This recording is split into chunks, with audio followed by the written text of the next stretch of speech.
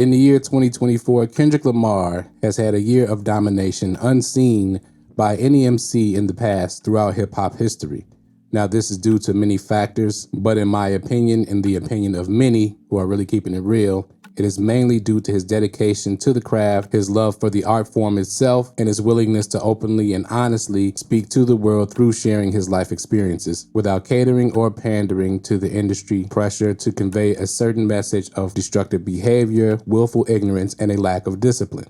Now, this direction in messaging and career is shared by one of Kendrick's biggest influences, none other than the God MC from Queensbridge, Nasir Jones. Now, in this record, Man at the Garden, from the album GNX, Kendrick uses his inspiration from Nas to explain and proclaim that he is now ready to take on the mantle as the king of all of hip-hop culture. Let's get into it. Man at the Garden, lyrical analysis, and why 2024 was the year of Kendrick Lamar. All right, let's get right into it. Man at the Garden. Now, you know how we do. Let's start with the title. Man at the Garden has a couple of meanings. Now, I heard about the J. Cole meaning, people saying that it references J. Cole performing at Madison Square Garden. I think it has zero to do with that. I know Kendrick is talented, but I doubt he had that much foresight or really cared about referencing that in this record. But somebody did perform at Madison Square Garden in 2023, February 24th to be exact, and that was one Nasir Jones. It was his first time performing at Madison Square Garden in his 30-year career and was seen as a marquee moment in the career of one of the greatest MCs, if not the greatest MC of all time. Now, Kendrick Lamar takes the inspiration for this song from Nas's original hit, One Mic, which is one of many Nas's pivotal records in hip-hop history. Go stream it and you'll understand why. Now, the second meaning I take from Man at the Garden is Kendrick throughout this record is saying why he deserves the accolades he receives and the position that he has in hip hop and throughout his career. So in a way, he is explaining how he has achieved heaven on earth, aka the Garden of Eden, hence the title Man at the Garden. Let's get into these lyrics. Now, of course, there's not a lot of underlining meaning to the lyrics. The lyrics are pretty straightforward. But when he references certain things, you know, I'll sidebar and talk about what he's referencing. Let's get into it. So we start. Verse 1, twice emotional stability, sound mind and tranquility, I deserve it all. Like minds and less enemies, stock investments, more entities, I deserve it all. Now let's start. The first line, twice emotional stability. Again, Kendrick always references being a Gemini, so that is more a reference to that and him having a dual nature, being a Gemini. He references that a couple more times throughout this record and of course throughout the whole album. And that, of course, emotional stability brings on a sound body and tranquility. Now, when he says like minds and less enemies, I think he's alluding to leading a transition in mindset throughout hip hop, right? Hip hop has always been based around your enemies and the set and the ops and all those things. And he's saying like minds and less enemies is what he not only wants to be surrounded by in his personal life, but he's also purveying and portraying that message throughout his music and the moves he makes, like the pop-out concert, etc., to move the culture in that direction where it's less oppy and less adversarial and more togetherness and cooperation throughout. And then that would lead to stock investments, more entities, right? Cooperative economics, etc. Then he leads into more of what will be gained from that like minds, less enemies attitude when he gets into the VVS white diamonds, GNX with the backseat reclining, I deserve it all, put my homies on the beachfront, flying private, what you eat for lunch, I deserve it all. The respect and the accolades, lamping on the island watching Castaway. Now that's a dope line right there because he's referencing the movie Castaway, which is about Tom Hanks' character being trapped on the island and not having a great time. Of course, Kendrick is juxtaposing that to lamping on the island and watching Castaway, right? Then he continues, for every good ninja that passed away, send 2.5 million on an average day, I deserve it all. Keep my name by the world leaders, keep my crowds loud inside Ibiza, I deserve it all. More money, more power, more freedom, everything heaven allowed us, I deserve it all. Now, of course, the heaven allowed us is a direct reference to the garden reference in the title, Garden of Eden, etc. Now, throughout the battle, Drake's fans and Drake himself questioned Kendrick's intentions and tried to put his intentions as an artist, as a person, under fire. right? So Kendrick is directly answering those questions and making it clear that he does give back. He does take care of the families of the fallen people from around his community. Now, the Ibiza reference, now if you watch my video, if you've been here for a while, in 616 in LA, I explained what Ibiza is and the island and the dedication to the music god Best, et cetera, et cetera. That's why that island is known for kind of big festivals and big party music.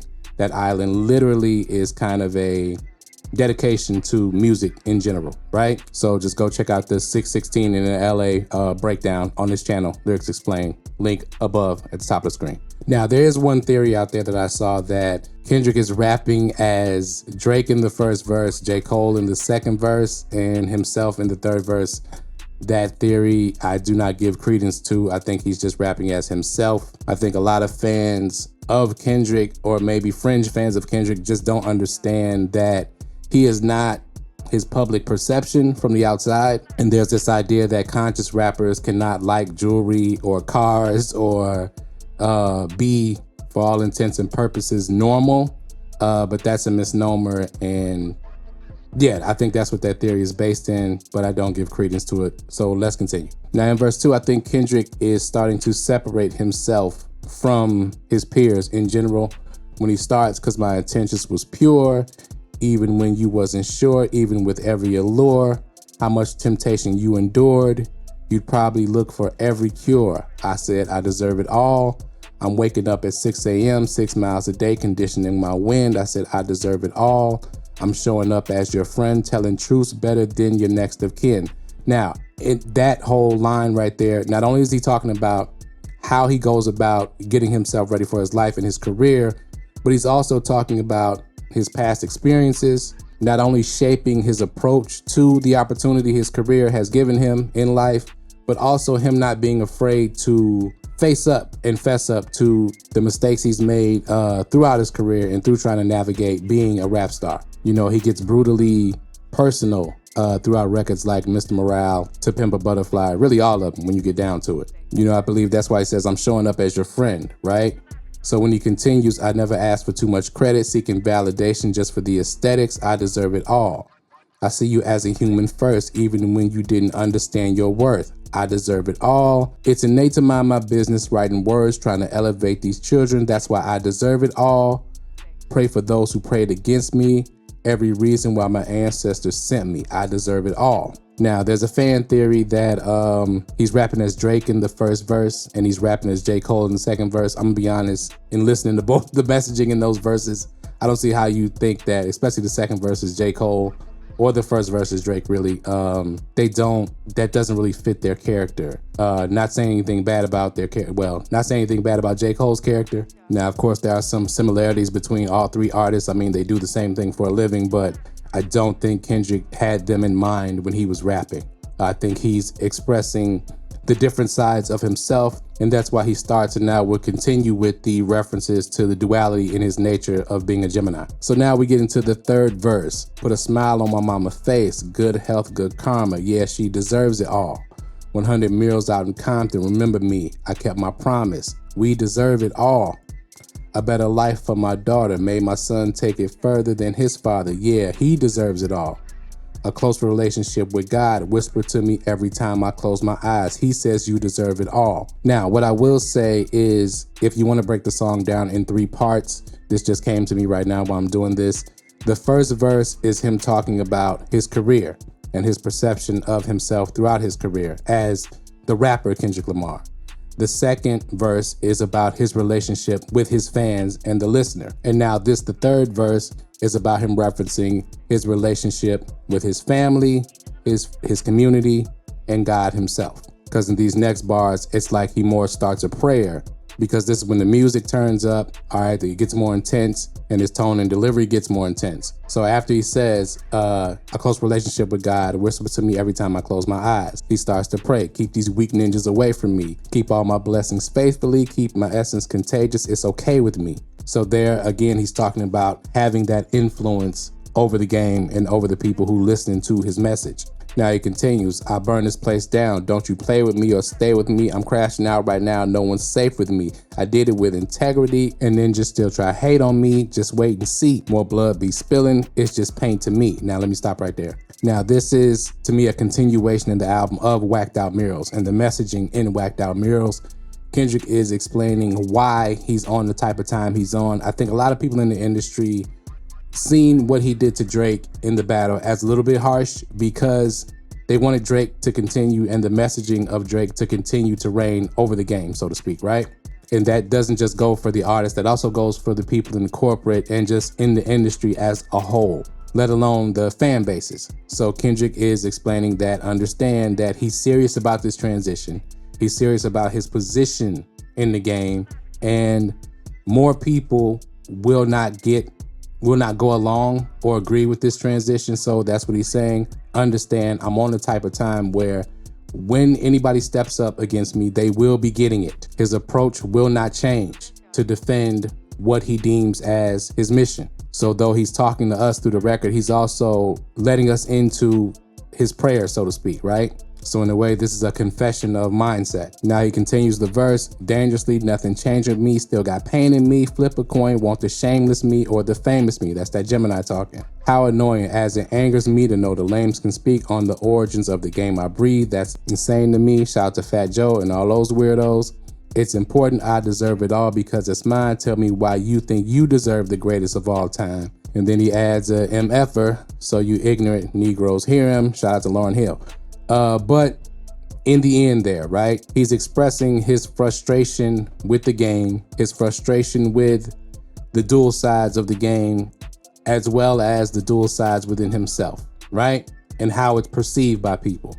You know, some people just, it seemed like before the battle, people perceived Kendrick as this kind of weird, soft, vulnerable, weak character. And if you listen to his music, he's anything but that. But like he's saying, it's the perception of lames who get to speak on hip hop and get to speak on the creation of this artistry, who have no real tie to its origins and how it's developed and the people who developed it and where it comes from.